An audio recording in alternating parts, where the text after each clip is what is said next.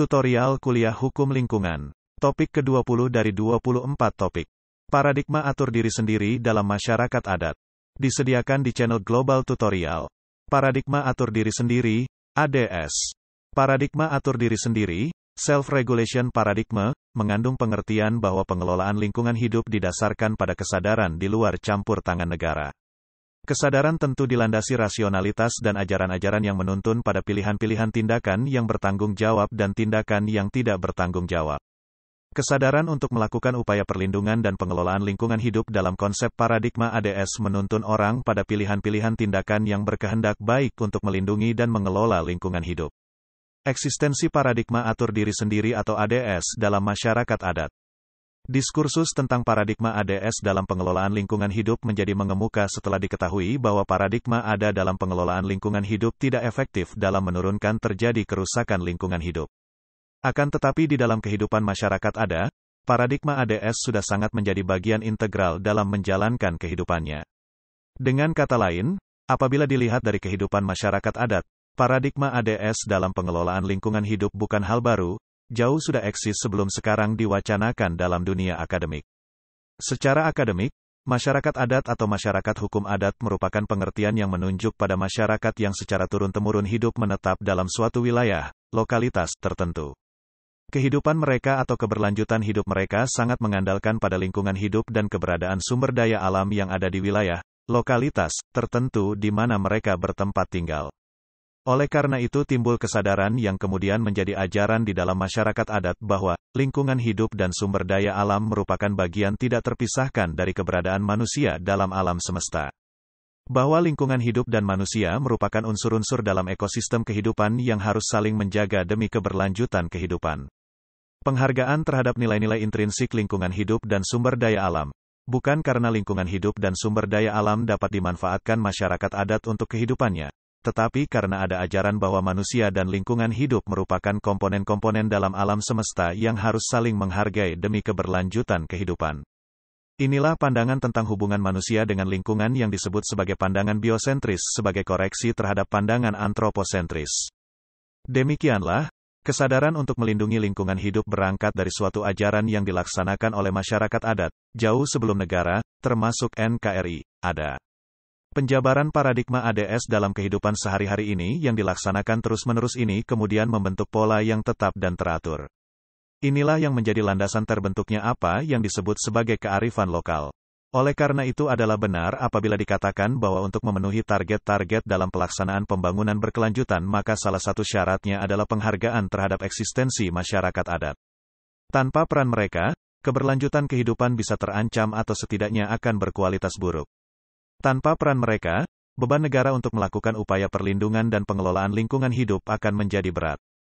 Oleh karena itu, adalah kewajiban negara maupun masyarakat untuk menghargai peran-peran dan mengakui keberadaan masyarakat adat atau masyarakat hukum adat secara konsisten, baik secara yuridis formil maupun secara yuridis material. Eksistensi paradigma ADS dalam masyarakat modern. Terminologi masyarakat modern di sini sekedar untuk menunjuk pada suatu tatanan masyarakat yang kehidupannya tidak lagi didominasi pengaruh keilahian tetapi sudah memberdayakan rasionalitas dalam kehidupan untuk diri sendiri dan masyarakatnya. Masyarakat modern tersebut ada dalam lingkungan masyarakat negara. Paradigma ADS untuk pengelolaan lingkungan hidup dalam masyarakat modern juga sama dengan masyarakat adat, yaitu didasarkan pada suatu pemikiran bahwa pengelolaan lingkungan hidup dan sumber daya alam dilakukan berbasis kesadaran manusia itu sendiri, di luar campur tangan negara.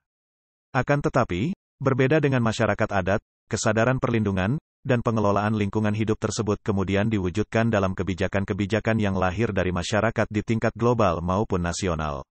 Di tingkat global, implementasi paradigma ADS dalam pengelolaan lingkungan paling terlihat dari berperannya lembaga-lembaga non-negara, lembaga swadaya masyarakat, baik yang murni bergerak di bidang lingkungan atau di bidang lain, tetapi mempunyai kepentingan terhadap perlindungan lingkungan. Lembaga-lembaga swadaya masyarakat ini mempunyai semangat, baik karena ideologi lingkungannya seperti Greenpeace, atau karena kepentingannya seperti International Organization for Standardization disingkat ISO. Berkaitan dengan ISO, meskipun merupakan organisasi non-pemerintah, ISO sangat berpengaruh dalam dunia perdagangan antar negara. Standar-standar mutu serta perlindungan perdagangan yang menghindari kecurangan terhadap konsumen. Standar-standar itu walaupun secara hukum tidak mengikat, tetapi sangat berpengaruh dalam hubungan perdagangan dunia. Oleh karenanya dalam praktik, ISO menjadi konsorsium yang mempunyai hubungan kuat dengan negara-negara. Terkait dengan perlindungan lingkungan dan implementasi pembangunan berkelanjutan, ISO telah menerbitkan ISO 14001. ISO 14001 adalah standar internasional untuk sistem manajemen lingkungan, SML, berlaku dalam perdagangan dunia. Secara sederhana ISO 14001 dapat dijelaskan sebagai sertifikasi yang diberikan kepada suatu perusahaan yang dalam proses produksinya terbukti tidak menimbulkan dampak lingkungan dan permasalahan hukum terkait misalnya dengan asal-muasal bahan mentahnya serta penggunaan tenaga kerjanya. ISO 14001 dengan demikian, merupakan standarisasi sistem manajemen yang berfokus pada upaya perlindungan lingkungan hidup dengan memperhatikan pada setidaknya 3 komponen yaitu, 1. Pencegahan polusi. 2. Kesesuaian proses-proses produksi dengan peraturan hukum yang ada. 3. Ada upaya terus-menerus meningkatkan sistem manajemen lingkungan. Secara sederhana dapat dijelaskan bahwa, pada masa kini pengaruh pemberlakuan ISO 14001 dalam perdagangan dunia sudah begitu kuat.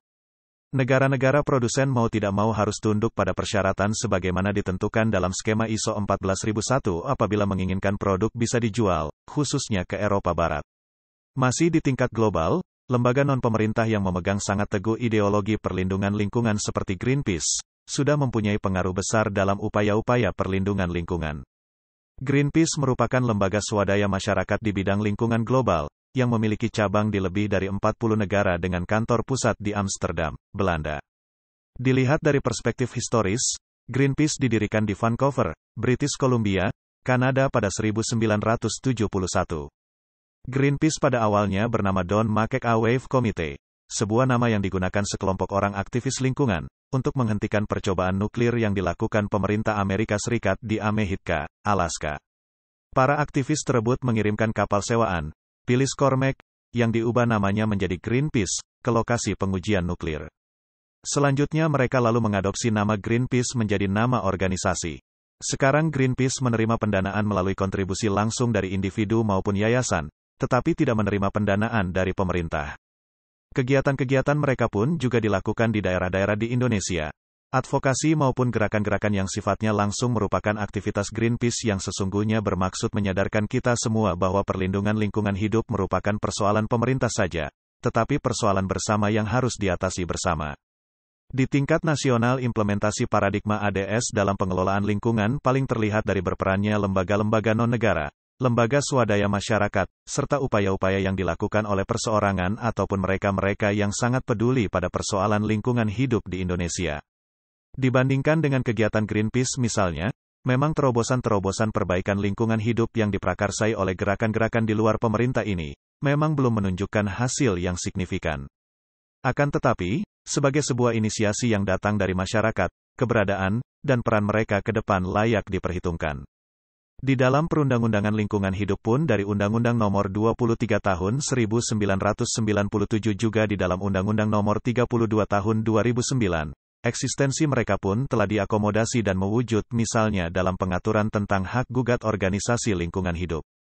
Di dalamnya diatur tentang penggunaan hak gugat oleh organisasi lingkungan hidup yang dapat melakukan gugatan atas nama lingkungan hidup. Demikianlah materi topik ke-20 tutorial kuliah hukum lingkungan. Channel Global Tutorial dipastikan sangat bermanfaat bagi siapa saja yang ingin menambah wawasan, termasuk mahasiswa perguruan tinggi negeri dan swasta manapun di Indonesia. Video tutorial juga dituturkan dan disubtitelkan agar dapat ditonton, dibaca sambil didengarkan. Jangan khawatir jika belum langsung paham. Untuk pemahaman yang lebih baik, putar dan dengarkan video ini berulang-ulang. Subscribe dan like, agar Anda mendapatkan update tutorial lainnya. Bagikan juga link video ini, agar teman lain juga mendapatkan manfaat channel ini. Sekian dan terima kasih. Sampai jumpa.